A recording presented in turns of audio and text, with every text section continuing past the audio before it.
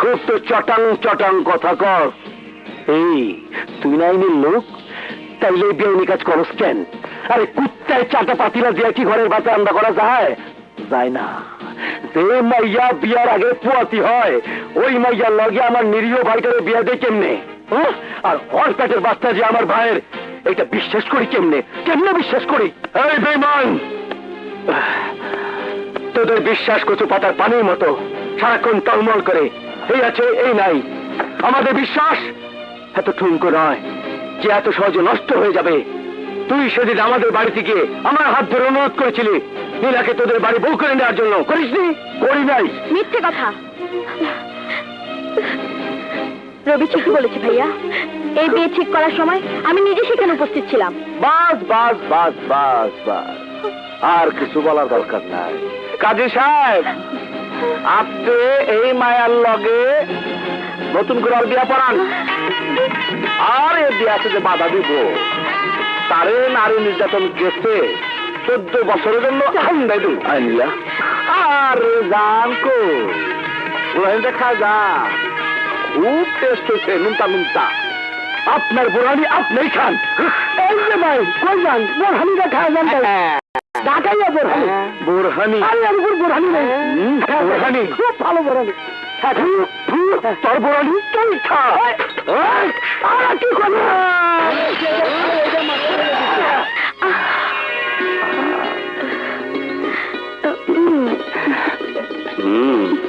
বাসর ঘরের মিষ্টি খেলে সব লজ্জা ভেঙে যাবে।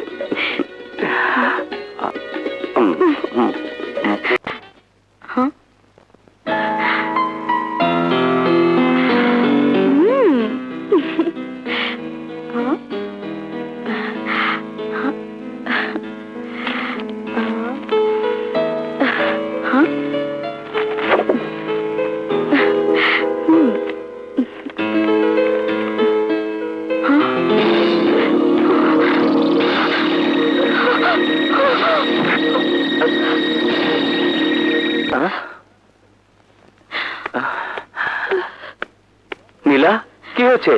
সবুজ কোথায়? হ্যাঁ নীলা, আমি তোমাকে ভালোবাসি, কিন্তু তোমার ভাই থানা হাজতে আমার ভাই সদাগরকে কোনো সাহায্য করেনি।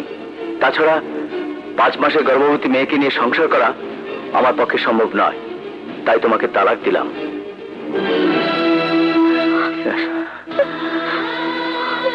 নীলা ভাইয়া, আমার একটু সর্বনাশ হয়ে গেল ভাইয়া। তুই কোনো চিন্তা করিস না বোন, সব ঠিক হয়ে যাবে। হ্যাঁ বোন, আমি সবুজ আর ওর ভাইকে ছাড়বো না। আরে ছাড়াছাড়ি পরে আমরা তো তরবার লেগে যাচ্ছি। তুই ও বাগনে কিছুই নাই, পকেটের টেকা থাকলে আর মাথায় গিলু থাকলে 14 বছর 14 দিনে পড়ে। তুই আমার কিছু সাক্ষী দিয়েছিলি না? তোর কিছু সাক্ষী দেওয়ার কেউই থাকবো না। ওই ধর আমার ভিতরে।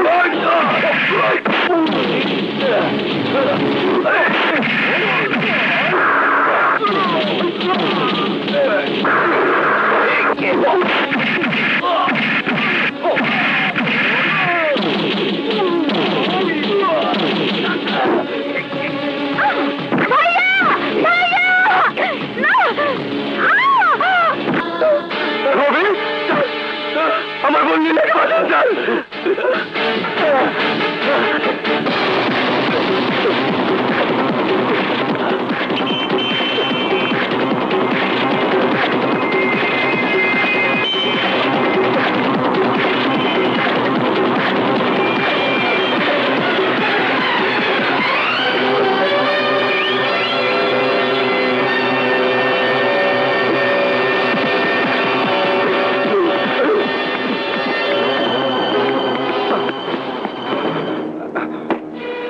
হাঁপাচ্ছ কেন? কি হয়েছে অফিসার?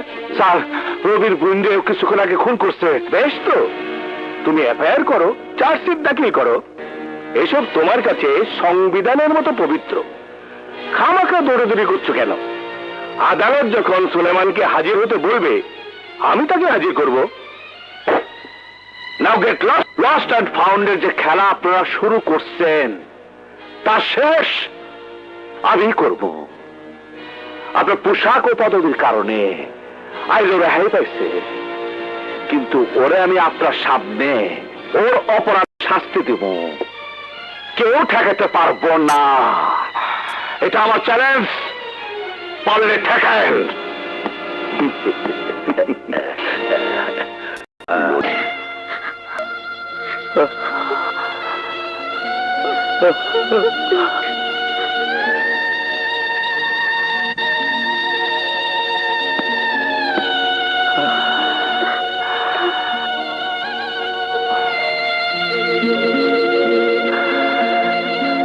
স্যার, আমার বোনের খুনিকে অ্যারেস্ট করেছেন তো? কেন কেন স্যার, কেন অ্যারেস্ট করতে পারেননি? এসি নাসিরের জন্য পারেননি রবি। জানেন না, তাহলে কি হবে স্যার? ওই সুলেমানের শাস্তি হবে তো? রক্ষকে যদি ভক্ষক হয় তখন আইন খুব অসহায় হয়ে পড়ে। কিন্তু আমি অসহায় না স্যার। আইন যদি শাস্তি দিতে না পারে তাহলে আমি নিজেই শাস্তি দেব, কঠিন শাস্তি। রবি, অপরাধীদের সাহায্য করার শক্তি আর সাহস দুটোই আমার আছে, কিন্তু কোন পথে যাবো এটা ভাইবা পাইতেছি না। আমার সব কিছু যেন আওলাই গেছে। কিন্তু আমার সবকিছু ঠিক আছে স্যার, আমি নিজে আমার বোনের নিরাপত্তা দিতে পারলাম না, তাহলে অন্যের নিরাপত্তা কিভাবে দেবো স্যার? আপনি নিজের চোখে দেখেছেন খুনিকে, অথচ অ্যারেস্ট করতে পারলেন না। ওই এসি খুনিকে আশ্রয় দিয়েছে, তাহলে কিভাবে দায়িত্ব পালন করবো স্যার? বলুন স্যার, বলুন। মনে পড়ে স্যার, আপনি বলেছিলেন আদালতে সাক্ষী দিলে আপনি আমার নিরাপত্তা দেবেন। এই কি নিরাপত্তা? আদালতে সাক্ষী দেওয়ার পরিণতি যদি এই হয় তাহলে দেশের কোনো মানুষ সন্ত্রাসীদের বিরুদ্ধে আদালতে সাক্ষী দেবে? দেবে না স্যার, কোনোদিন দেবে না।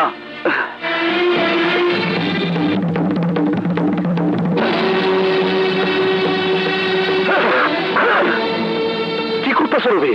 এই পোশাক আমাকে যন্ত্রণা দিচ্ছে, কষ্ট দিচ্ছে। এই পোশাক পরে যদি আমি আমার বোনের খুনিকে শাস্তি দিতে না পারি তাহলে পোশাক পরে কি লাভ? খুলে ফেলুন এই পোশাক, খুলে ফেলুন। আমার বোনের লাশের সাথে দাফন করে দেই, একেবারে সব শেষ হয়ে যাক। রবি, রবি, এই পোশাকের কি দোষ? আরে দোষ তো ভদ্রবেশী শয়তানদের, যারা এই পবিত্র পোশাক পরে সন্ত্রাসীকে বাঁচানোর চেষ্টা করে। তার দোষ করছে নাসির। মানুষ, সমাজ আর দেশকে সন্ত্রাসের নলেজ থেকে ঠেলে দিতেছে, কিন্তু আমরা তা করবো না রবি। শোককে শক্তিতে পরিণত করো। একবার ভাইবা দেখো রবি, সবাই যদি তোমার মতো পিছিয়ে যায় তাহলে একজন মা তার সন্তান হারে কি করব? একজন বোন তার ইজ্জত হারে কি করব? কোন ভাই কি তার বোন হত্যার বিচার পাইব না? তাই পোশাক পইরা আমরা দেশ বাঁচানোর জন্য সন্ত্রাসের বিরুদ্ধে যুদ্ধ ঘোষণা করবো, যুদ্ধ ঘোষণা করবো। এখন চলো তোমার বোনের লাশের